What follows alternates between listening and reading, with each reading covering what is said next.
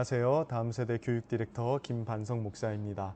오늘 또 부모님과 함께하는 웨스트민스터 소율이 문답 함께 진행할까 하는데요. 오늘은 16번째이죠. 은혜 언약에 대해서 생각해 볼까 합니다. 지난번에 우리의 죄와 또 비참에 대해서까지 생각해 봤었죠. 이제는 이 죄와 비참에 빠져 있는 인간을 하나님께서 어떻게 구원하시는지에 대해서 이야기해 볼 텐데요. 먼저 지난주 복습부터 조금 시작을 해볼까 합니다. 소율이 문답이 계속해서 이어지는 내용들이기 때문에 복습을 하면서 지금 현재 우리가 배우는 내용으로 넘어가는 게 조금 더 이해하기가 쉬울 겁니다. 지난번에 배웠던 내용들을 혹시 기억나시나요? 아담의 타락에 대해서 생각해 봤었고, 이 아담의 타락의 영향으로 지금 우리가 어떤 상태인가에 대해서 생각해 봤었습니다. 두 가지에 대해서 이야기하고 있다고 말씀드렸죠. 아담의 타락으로 인간은 죄와 비참에 빠졌다라고 이야기했습니다. 그러면 이 죄와 비참에는 어떤 것들이 있느냐? 먼저 죄에 대해서 본격적으로 다루는데요. 두 가지가 있어요. 원죄와 자범죄, 이 두 종류가 있다고 말씀드렸습니다. 아담의 범죄로 인해서 인간이 빠지는 죄, 첫 번째로는 원죄이고요. 두 번째로는 자범죄입니다. 그럼 원죄는 무엇입니까? 말 그대로 원래부터 가지고 태어나는 죄입니다. 그러니까 이거는 우리가 실제로 지은 죄는 아니에요. 아담으로부터 물려받은 죄입니다. 두 가지가 있는데요. 인간은 태어날 때부터 죄에 대한 책임을 가지고 태어나고요. 두 번째로는 오염된 마음을 가지고 태어납니다. 이 두 가지를 가리켜서 원죄라고 이야기하는 거죠. 원래부터 가지고 있는 죄, 태어날 때부터 가지고 있는 것, 죄에 대한 책임과 오염된 마음, 이 두 가지를 가지고 태어납니다. 왜 태어날 때부터 죄에 대한 책임을 가지고 태어나느냐? 실제로 죄를 짓지도 않았는데 실제로 죄를 짓지도 않은 사람이 왜 죄에 대한 책임이 있느냐? 이유는 간단해요. 아담이라는 사람의 독특한 위치 때문에 그렇다고 말씀드렸죠. 아담은 하나님과 언약을 맺어서 이 약속에 실패함으로 죄인이 되었습니다. 근데 이 아담의 죄는 아담 혼자만의 죄가 아니라 모든 인류의 죄와 마찬가지라고 이야기했죠. 왜 그렇습니까? 아담이 모든 인류를 대표하는 위치에 있었기 때문에 그래요. 그러니까 아담의 죄는 모든 인류를 대표하는 것으로서의 죄이고, 아담의 죄로 인한 책임은 아담 혼자만의 것이 아니라 아담이 대표한 모든 인류의 것이라고 말씀을 드렸던 것입니다. 그래서 로마서 5장 18절에 보면 한 범죄로 많은 사람이 정죄에 이른 것 같이 아담의 한 범죄 때문에 많은 사람이 정죄, 죄 있다함을 받았대요. 우리가 실제로 죄를 짓지 않았어도 아담의 죄 때문에 죄가 있다함을 받았다는 것입니다. 즉 아담이 지은 죄에 대한 책임을 우리도 아담의 후손으로서 공유하게 되었다는 내용입니다. 두 번째로 오염된 마음. 죄에 대한 책임만 가지고 태어나냐? 아닙니다. 아담의 상태까지도 물려받는데 어떤 상태예요? 오염된 상태, 마음이 부패한 상태를 가지고 태어난답니다. 내 주관과 자기 사랑과 자기 뜻대로 살아가는 망가진 내면을 가지고 태어난다는 거예요. 그러면 우리에게는 원죄만 있느냐? 그렇지 않죠. 아까 두 가지가 있다고 했어요. 첫 번째로는 원죄고 두 번째로는 자범죄입니다. 자범죄는 뭐냐면 스스로 짓는 죄입니다. 이 자범죄는 원죄를 뿌리로 해서 생겨나는 거예요. 원죄, 죄책과 오염된 상태에서부터 태어난 인간이 그러면 그 상태에서부터 선을 행하면서 살아갈까요? 이미 마음이 다 오염되어 있는데 그렇지 않죠. 스스로 죄를 지으며 살아가는 것입니다. 그래서 원죄는 자범죄의 뿌리가 되고 자범죄는 원죄의 열매가 되는 것이죠. 이 두 개는 밀접하게 연관되어 있습니다. 만약에 우리가 죄를 가지고 태어나지 않았더라면 자범죄를 짓지 않을 가능성도 있는 거죠. 그런데 이미 우리가 망가진 상태에서 태어났기 때문에 죄를 멈출 수가 없는 것입니다. 어거스틴은 이렇게 자범죄를 지을 수밖에 없는 상태의 인간을 가리켜서 죄를 짓지 않을 수 없는 상태라고 이야기했고, 마틴 루터는 죄의 노예가 된 상태, 노예 의지라고까지 이야기를 했었습니다. 어쨌든 원죄로부터 우리는 수많은 자범죄를 지으며 살아갑니다. 그러면 이제 바로 직전에 배웠던 내용입니다. 원죄와 자범죄로 인해서 생긴 구체적인 결과 기억나십니까? 비참함이죠. 죄로 인해서 따라오는 비참함이 생겼다는 겁니다.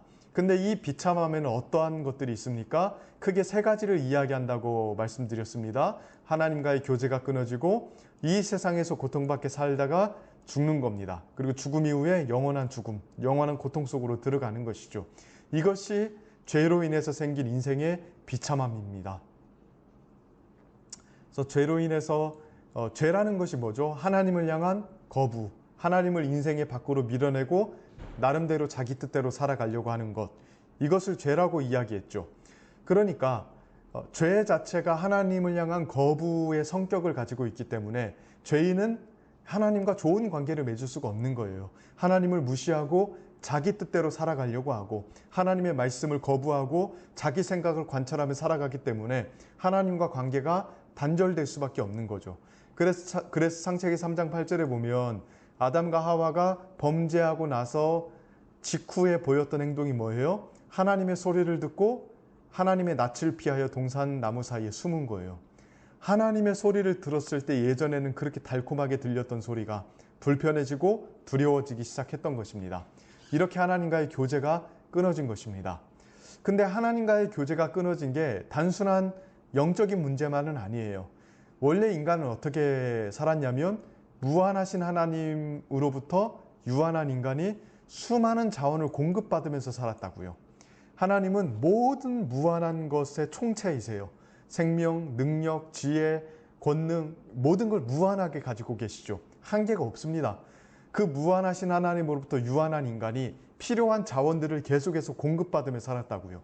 근데 하나님과의 관계가 끊어지니까 이 자원이 당연히 오지 못하는 거죠.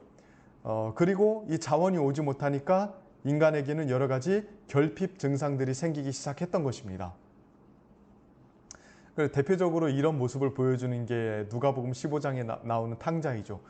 풍요한 아버지의 집을 떠나서 사니까 어떻게 됐습니까? 결핍과 곰핍 속에 갇히지 않습니까? 탕자가 마찬가지예요.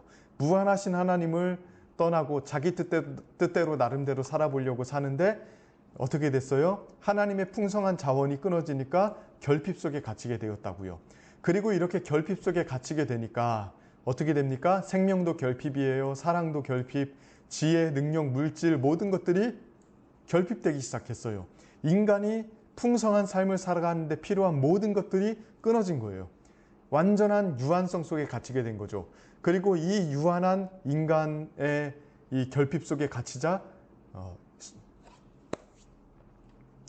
이렇게 유한성 속에 갇히자 이제 수많은 고통거리들이 생기기 시작했던 것입니다. 생명이 결핍되니까 죽음을 경험하기 시작하고요. 날마다 죽어가죠, 우리는. 사랑이 결핍되니까 미움이 생기고요. 지혜가 결핍되니까 어리석음이 생기고요. 능력이 결핍되니까 무능함이 생기고요. 물질이 결핍하니까 서로 아기다툼하고 다투는 일들이 시작되는 겁니다. 그러니까 이러한 수많은 고통 증상들이 생기기 시작했다는 거예요. 자, 세 번째로, 하나님과 인간은 원래 이 생명의 풍성한 교통을 누리며 살았는데, 하나님으로부터 단절이 되니까 어떻게 돼요? 생명이 결핍돼요. 생명을 풍성하게 누리며 살아야 되는데 단절이 되니까 결핍되었다고요. 생명이 결핍되니까 뭐가 찾아와요? 죽음이 찾아오죠. 그리고 죽음 이후에 영원한 생명이신 하나님과 영원한 분리가 일어나요. 그게 지옥입니다. 하나님과 완전한 단절 속에서 하나님의 풍성함을 조금도 누리지 못하는 상태. 지금은 우리가 비록 죄인들이지만 예수 안 믿는 사람들도 하나님의 풍성함을 어느 정도 누리며 살아요. 그래서 이 땅의 아름다운 것들도 보고요. 인생의 행복도 느끼면서 살아가죠. 안 믿는 사람들도요. 이것들이 다 하나님께서 인간을 불쌍하게 여기셔서 하나님의 풍성함을 공급해 주시는 것들이거든요. 근데 지옥은 하나님으로부터 완벽하게 단절된 상태입니다. 그러니까 완벽한 어떤 어둠, 완벽한 하나님으로부터의 단절, 이게 지옥이거든요. 영원히 이 상태를 경험하면서 고통받는 거예요. 이게 인간에게 찾아온 비참함입니다. 그러면 어떻게 하면 좋을까요? 이대로 끝입니까? 우리에게는 과연 진짜 소망이 없는 건가요? 그렇지 않습니다. 하나님께서 우리의 구원을 위한 일을 행하셨어요. 사실은 하나님께서 행하셨다는 것이 굉장히 중요합니다. 우리 힘으로는 죄를 멈출 수가 없어요. 이미 태어날 때부터 인간의 마음이 부패했고 죄로 인해서 물들어서 죄를 지을 수밖에 없는 상태 속에 살아간다고요. 살아가면 살아갈수록 죄밖에 짓는 게 없어요. 인간 스스로는 죄를 멈출 수가 없고 또 지금까지 지어온 죄를 만회할 수 있는 의를 행할 길이 없습니다. 그래서 하나님께서 우리를 구원하기 위한 일을 행하셨습니다. 그게 바로 오늘 소위르문답 17문답에서 가르치는 건데요. 문제를 한번 읽어볼까요? 하나님은 인류가 죄와 비참 가운데 멸망당하게 내버려 두셨습니까? 그렇지 않죠. 하나님은 자신의 깊으신 뜻을 따라 영원 전부터 어떤 사람들을 선택하여 영생을 주기로 하시고 은혜 언약을 맺어 구속자를 통한 선택한 자들을 죄와 비참에서 해방시켜 구원에 이르게 하십니다. 라고 이야기합니다. 요지는 이거입니다. 하나님이 은혜 언약을 맺으셨대요. 그래서 구속자를 통해서 우리를 죄와 비참에서 해방시키기를 계획하시고 결정하셨다는 것입니다. 아담과 하와가 선악과를 따먹고 타락했을 때 하나님은 당황하지 않으셨어요. 곧바로 사람과 은혜 언약을 맺으셨습니다. 이 은혜 언약은 하나님의 새로운 약속입니다. 일전에 은혜 언약을 맺기 전에 하나님이 아담과 약속을 맺었다고 했죠. 그게 뭡니까? 행위 언약이라고 했었어요. 행위 언약이라는 건 뭐냐면 아담의 행위에 근간을 둔 언약입니다. 그래서 아담이 행위적으로 행위를 통해서 순종하면 영생을 얻고 불순종하면 죽는다는 내용이 골자였죠. 선악과를 먹지 않으면 하나님 말씀에 순종하면 영생을 얻고 선악과를 먹어서 불순종하면 죽는다는 내용이 바로 이 행위 언약입니다. 근데 이 행위 언약에서 인간은 실패했고 결과적으로는 불순종함으로써 죽음의 형벌을 받게 되었죠. 근데 하나님께서 이렇게 실패한 인간을 위해서 인간과 새로운 약속을 맺으셨는데 그게 뭐냐면 은혜 언약이라는 거예요. 은혜로운 약속이라고 해서 은혜 언약입니다. 이 은혜 언약은 뭐냐면 행위에 의해서 영생을 얻지 않습니다. 여러분 은혜라는 말뜻 아십니까? 은혜라는 말뜻의 기본 의미는 자격 없는 자에게 베푸는 호의, 자격 없는 자에게 베푸는 호의를 은혜라고 이야기합니다. 그러니까 뭔가를 받을 만한 짓을 한 적이 없는데 하나님께서 좋은 걸 주시는 것을 가리켜서 은혜라고 이야기를 해요. 그래서 은혜 언약은 인간이 잘했다는 것에 초점을 두고 주신 게 아닙니다. 하나님께서 행위에 의해서 주신 것이 아니에요. 진짜 은혜로 선물로 주신 것입니다. 내용이 뭡니까? 구원자를 통해서 영생을 주시겠다는 거예요. 우리 힘으로는 구원받을 수 없으니까 하나님께서 친히 구원자를 세우셔서 이 구원자를 통해서 우리를 다시 영생을 누리는 자리로 이끌겠다는 게 은혜로운 약속의 골자입니다. 이것은 하나님께서 선물로 주시는 거예요. 왜? 은혜 언약이니까. 그냥 주는 거거든요. 우리가 잘해서 주는 게 아니라 우리의 행위에 의해서 주는 게 아니라 그냥 주는 거거든요. 행위에 의해서는 이미 우리가 실패했습니다. 불순종했죠.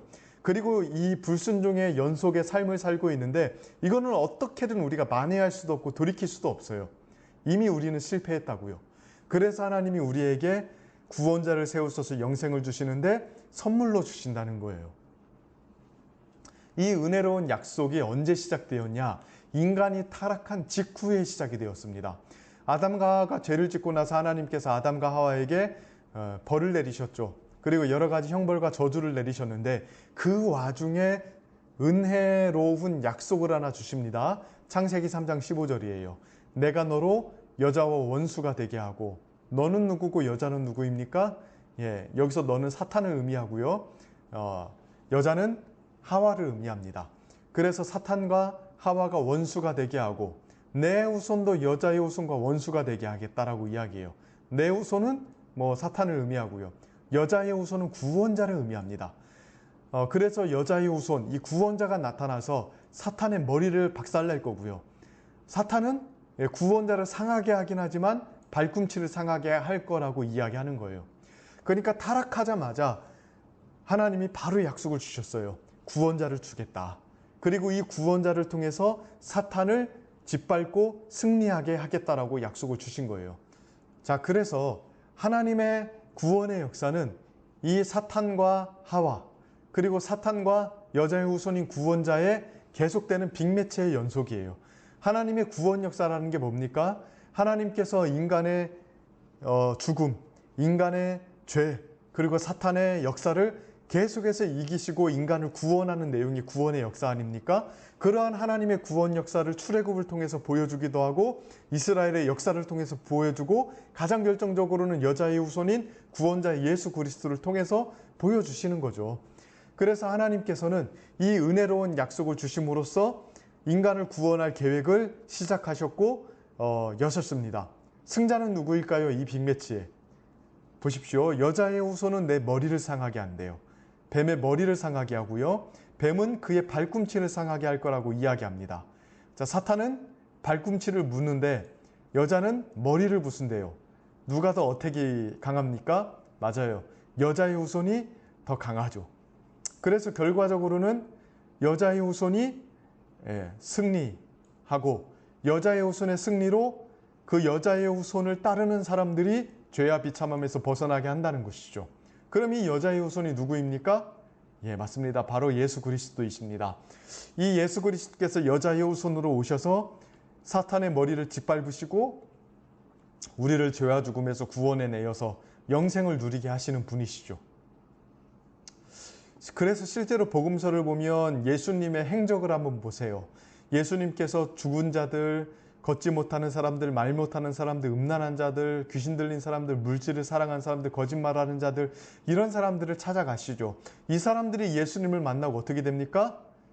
다 변화됩니다. 죽은 자는 살아나고요. 물질을 사랑한 자는 하나님을 사랑하고요. 거짓말하는 자들은 진실해지고요. 앉은 자는 걷게 되고요. 음란한 자들은 정결하게 되고요. 말을 못하는 자는 입이 열리고요.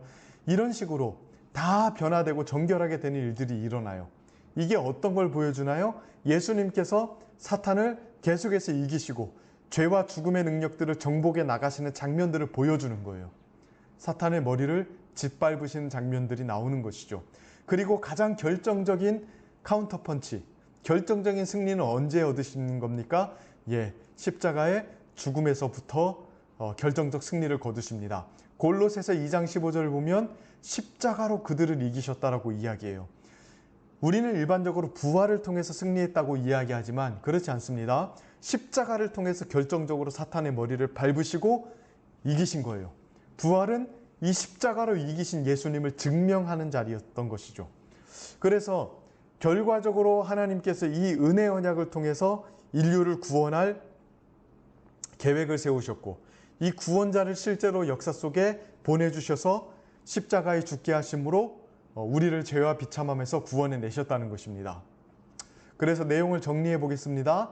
하나님께서 인류가 죄와 비참 가운데 멸망하는 걸 내버려 두셨습니까? 결코 그렇지 않습니다. 은혜로운 언약을 맺어서 조건 없는 언약을 맺으셔서 구속자를 통해 선택한 자들을 죄와 비참함에서 해방시켜 구원에 이르게 하셨다는 것입니다. 그래서 인류의 역사는 이런 하나님의 구원의 역사이고요. 또 우리가 성경에서 읽는 모든 내용은 하나님의 이러한 은혜 언약에 실현되는 내용들인 것입니다. 여러분들은 어떠십니까? 우리가 죄와 비참 가운데 멸망당할 뻔하였으나 하나님이 먼저 우리에게 손 내미셔서 은혜로운 언약을 맺어주셨고 그 은혜로운 언약을 이루기 위해서 구속자를 보내주시고 실제로 그 구속자를 통해서 우리를 구원해 내셨다는 것. 이게 정말로 우리에게 놀라운 소식이거든요. 여러분들은 이 은혜 언약의 놀라움을 알고 계십니까? 이 강의를 들으시면서 이제 이 은혜 언약의 내용들에 대해서 우리가 계속해서 생각해 볼 텐데요. 진짜로 하나님의 은혜가 얼마나 풍성하고 부유한지를 많이 깨닫는 여러분들 되기를 바랍니다. 그리스도인은요, 이 은혜 언약의 내용, 하나님께서 구속자를 통해서 우리를 구원해 내셨다는 이 은혜 언약 속에 들어온 사람이 그리스도인이고요. 이 은혜를 아는 사람들이 그리스도인입니다. 여러분들 안에 이러한 은혜를 풍성하게 아는 일들이 있었으면 좋겠고요. 우리 자녀들에게도 하나님의 은혜 언약의 백성으로서 자부심과 기쁨을 가지고 살게 되는 일들이 있었으면 좋겠습니다. 하나님께서 우리를 죽음 가운데 그냥 내버려 두지 않으시고 구원자를 통해서 죄와 비참함에서 구원해 내시다는 이 기쁜 소식을 우리 아이들에게 잘 가르쳐 주셨으면 좋겠습니다. 오늘 강의는 여기까지입니다. 강의 들으시느라 고생하셨고요. 다음 주에 또 기쁨으로 뵙도록 하겠습니다.